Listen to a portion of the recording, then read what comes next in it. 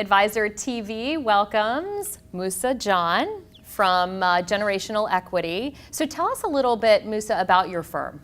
Generational Equity is a lower middle market M&A firm. We do deals anywhere from $1 million to $100 million in North America.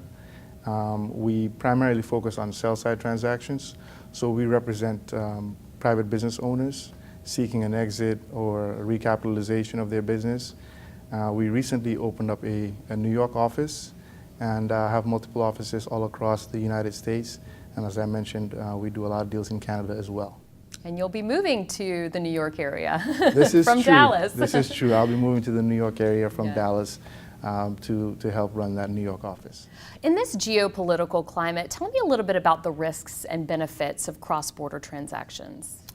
Some of the biggest risks in cross-border transactions, and I'll start with some of the risks that people don't generally think about, which is political risk, macroeconomic risks, as well as some, particularly in some frontier markets, expropriation risk.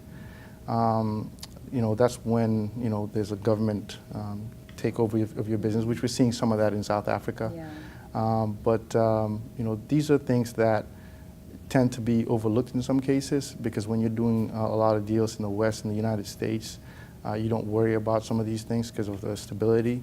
But in cross-border, particularly in some of these frontier emerging markets, these are things that investors should look into.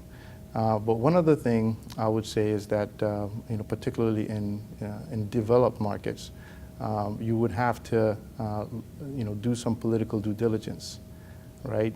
Because I know that some deals have been backtracked because of political influences.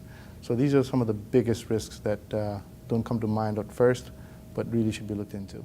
You talked about the due diligence that needs to be done. What are some of the benefits of those cross-border transactions? What do you see as major benefits? The biggest benefit really, well, some of the biggest benefits, to expose your product or your services, to bring them into new market, expand your business profile to help grow the business.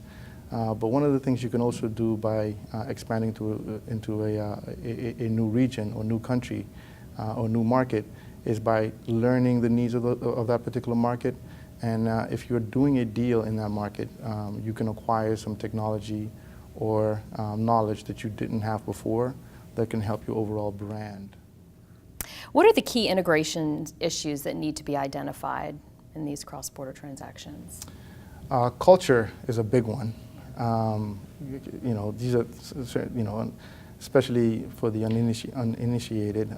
If you're thinking of, going across into a new country, into a new region, you really have to be mindful about the culture that exists in that market. It's important to identify a partner or an operator that is knowledgeable about that market and is able to translate your message to speak to that particular market. So I think that's one of the biggest things to look at is culture in terms of integration, but also when it comes to regulatory matters, compliance matters, you have to make sure that you spend a lot of time looking into those things prior to entering a new market. What are some of the hot markets right now that you all are looking at? Well, for us, we just opened up a New York office because we're more of a sell-side investment bank. We do,